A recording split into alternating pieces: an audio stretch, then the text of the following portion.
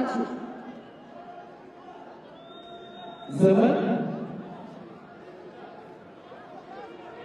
እባካችሁን ድጋፋችሁ በጣም እያደረገና እያከበረ ወደ ሽልማት ፕሮግራማችን ስንደርሱት የነበረው ሰዓት ላይ ከመድረሳችን በፊት አጭር ንግግር የሚያደርግልን አቶ አበበ እዚህ ተገኝተዋል።